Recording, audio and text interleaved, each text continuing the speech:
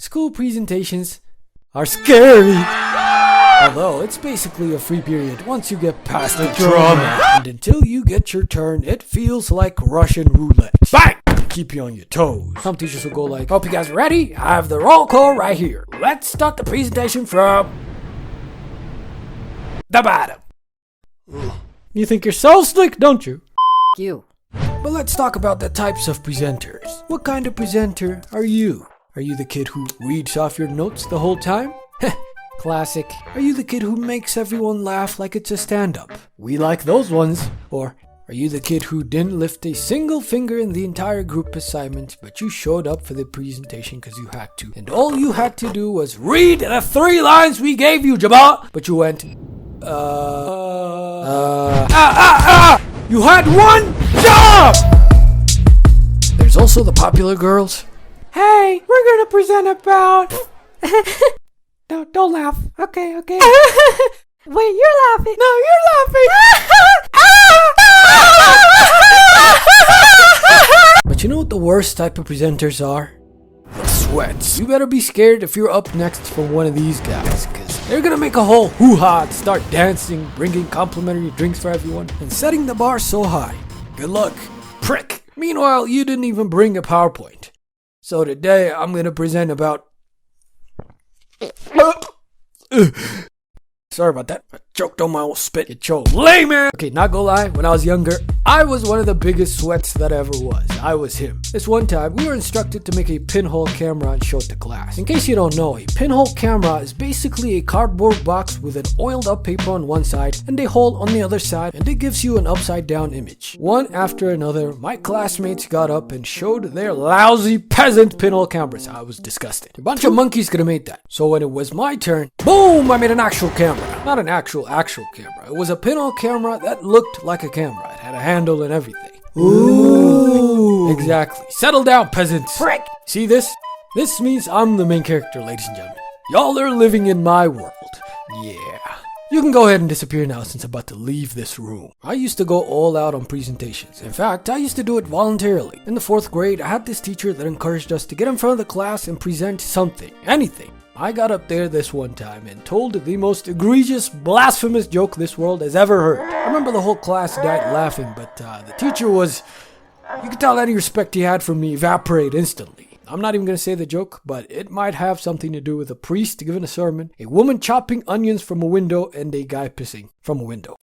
But I do have my fair share of on-stage embarrassments as well. This one time, I bombed a presentation so hard, the moment was burned into my retinas.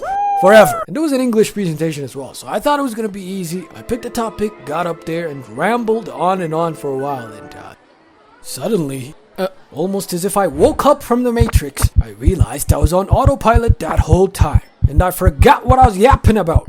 I kept blabbering desperately, trying to make some sense out of the sounds that were coming out of my mouth. It didn't work. I wanted it to end so bad, but the good thing is, nobody was paying attention. Except for my one bro. And I'll never forget what he did next. He started throwing it back!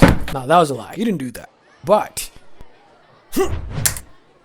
he hurled his pen at me in the middle of my speech. I was thinking, what the freak was that about? I'm over here stressing, and now I gotta worry about projectiles? But then I figured out why he did it. I must have been bombing so hard that he felt a physical reaction was necessary to control the cringe in the room. Or maybe he's just messing with me. I don't know. And ladies and gentlemen, that was the last time I ever messed up a presentation. At least as far as I could help it. We'll get to that later. But hey, there's a lot more ways to bomb on stage. On one English presentation we had in grade 12, one of my friends was presenting normally for a while. But then we noticed he was progressively turning towards the board. And he didn't stop, he just kept going. The teacher tried interrupting him like, "Kid, what are you doing? There's nothing on the board. Come back to us." But it was too late. The kid was gone. He kept talking to the wall for the rest of his presentation. There was this other kid who, for whatever reason, held his hands in a praying position and looked straight into the heavens for his entire presentation. It was like he was receiving divine revelation. He just refused to look at the class. The teacher was bamboozled, like, what is up with the kids today? Meanwhile, we were all dying in our seats. This one other kid was presenting something, but he randomly started laughing and he couldn't stop. And then he sneezed. He made a bubble for the whole class to see. By the way, this is the same kid from the elementary school video. He just keeps getting in snotty situations. Okay, I want to give you guys a little word of advice for your future presentations. You gotta be aware of your body language. Put your hands down and stop swaying side to side, okay? Get it together! If you're feeling nervous, imagine the audience in their underwear. If that doesn't work, imagine them without their underwear. If you shake when you're nervous, what you need to do is shake one part of your body on purpose to hopefully take control of the rest of your body. Also, this is very important. Do not put some silly transitions on your PowerPoint. I know it looks cool now, but it's gonna be really awkward when you're presenting, trust me. Also, make sure your fly is closed. Yeah, that's an important one. And remember, these are your classmates. They want you to succeed, so there's nothing to be scared of. But you need to understand that sometimes, no matter how hard you prepare, you'll still bomb disastrously. Let me tell you what happened in one of my final year college presentations. So it was a group thing. There was me and 3 other guys. We're all suited up, professional. It's a college presentation, so we were expecting a panel of distinguished professors waiting for us in this hall. It was just one guy. He wasn't even wearing a suit. We felt overdressed. Also, before we even started, he was giving us a little attitude. Well, that's not good. So we started going over our PowerPoints, but this brother barely looks up. The whole time he's doing anything but listening. I couldn't believe it. We were basically wasting our time talking to an empty room. But we did our thing, we finished, and he finally looked up and he said, "Your English was good, really good. Your pronunciation was really nice." Huh? Thanks! But too bad this ain't no English class, because the rest was ass! Very shameful for college students. A toddler could have made that presentation. You aren't even listening! So who put this trash on my desk? That's actually our documentation. Get this garbage out of my face! Are you kidding me? And he went on, grilling us for 30 minutes. But and we couldn't speak the whole time. Just lay down and take it. We got up there, immediately got roasted, and then got thrown out. They weren't kidding when they said thesis defense, because I was defending this guy from my fists by not punching him. Okay, so remember when I said we could present to anything we wanted in class? I used to write stories just so I had something to present for that moment, and this was sort of when I started my writing career. And I recently found one of those stories I wrote in the 7th grade, and oh my days! I could not believe I read this absolute horror in front of everybody. Voluntarily. Summary.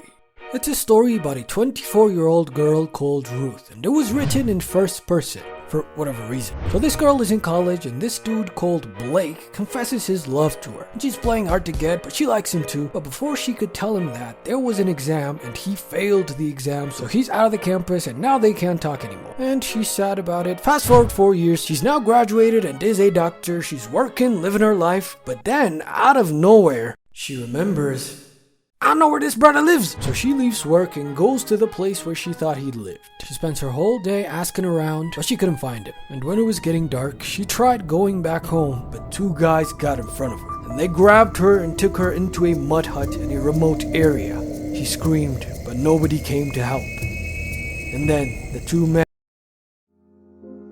So it goes on. The next morning, she wakes up in the mud house in pain. She sees the one guy outside the door, naked, showering with a bucket for some reason. And she looks down and sees the other guy sleeping right next to her. And lo and behold, the guy sleeping next to her was Blake! What the f*** you doing, Balaki? Luckily, there was a conveniently placed club right next to her.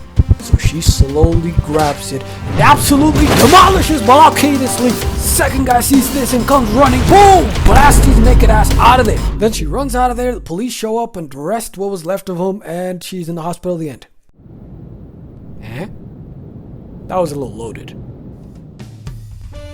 This video was episode 4 of the School Storytime animation series. I'm glad you guys enjoyed the last one, very awesome. Like this video and comment so I know that you like this one as well. As always, thank you to my patrons and channel members, your support means a lot. And thank you to everyone else for watching until the end. Until next time, I've been Yellow, however you pronounce it, at your service.